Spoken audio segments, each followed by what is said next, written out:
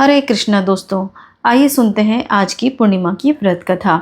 नैमिषारण्य में सौनकादि ऋषियों ने सूत जी से पूछा, हे प्रभु, कलयुग में मनुष्य दुख, दरिद्रता और संकटों से कैसे मुक्त हो सकता है।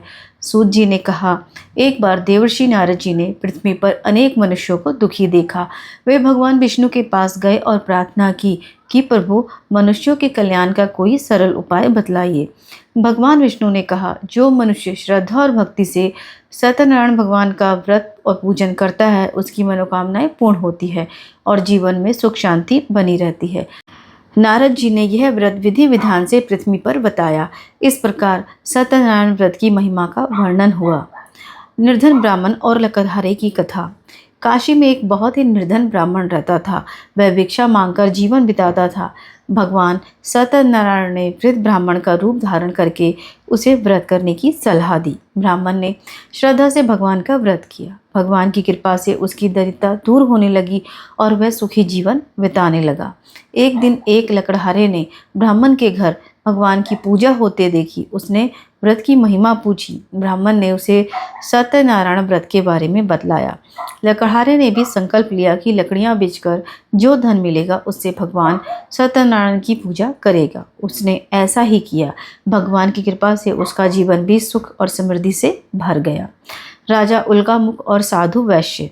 एक समय राजा उल्कामुख अपनी पत्नी के साथ सत्यनारायण भगवान की पूजा कर रहे थे। वहां साधु नामक एक व्यापारी आया। उसने व्रत की महिमा सुनी और अपनी पत्नी लीलावती के साथ भगवान का व्रत करने का संकल्प लिया। कुछ समय के बाद उसके घर कन्या का जन्म हुआ, जिसका नाम कलावती रखा गया। व्यापारी ने भगवान विष्णु से किया हुआ संकल्प पूरा करने का विचार तो किया, लेकिन उसे टालता रहा। बाद में वह व्यापार के लिए समुद्र मार्ग से चला गया। वहां राजा ने चोरी का आरोप लगाकर उसे और उसके साथी को बंदी बना लिया। साधु व्यापारी की पत्नी लीलावती ने भगवान सत्यनारायण की पूजा की और अपनी भूल के लिए क्षमा मांगी। भगवान की कृपा से व्यापारी और उसका साथी बंधन से मुक्त हो गए और उनका धन भी वापस उसे मिल गया। कलावती और प्रसाद की महिमा। साधु व्यापारी अपने घर लौट रहा था। रास्ते में भगवान सत्यनारायण ने उनकी परीक्षा लेनी चाही और एक ब्राह्मण का रूप बनाकर उनके सामने आए और पूछा, तुम्हारी नाव में क्या है। व्यापारी ने असत्य बोलते ही कहा, नाव में तो केवल पत्ते और लकड़ियां हैं। भगवान की माया से उसका सारा धन वास्तव में पत्ते और लकड़ियों जैसा ही दिखाई देने लगा। व्यापारी को अपनी गलती समझ आई। उसने भगवान से क्षमा मांगी और सत्य स्वीकार किया। भगवान प्रसन्न हुए और उसका धन उसे वापस मिल गया। घर पहुंचने पर कलावती ने सत्यनारायण भगवान की पूजा की, लेकिन वह प्रसाद ग्रहण करना भूल गई और अपने पति के पास चली गई। भगवान की लीला से उसके परिवार को फिर से संकट का सामना करना पड़ा।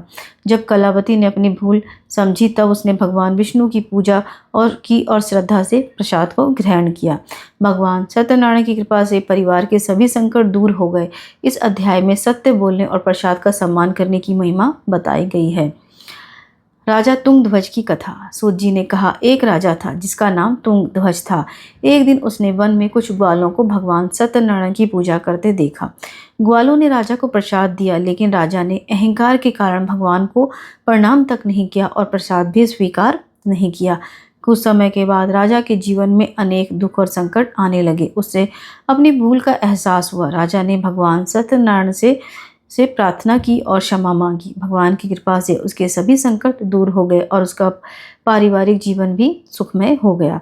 इस प्रकार पांचों अध्याय में शिक्षा मिलती है कि सत्य का पालन करें, भगवान से किया हुआ संकल्प पूरा करें, अहंकार ना करें और भगवान के प्रसाद का सम्मान करें।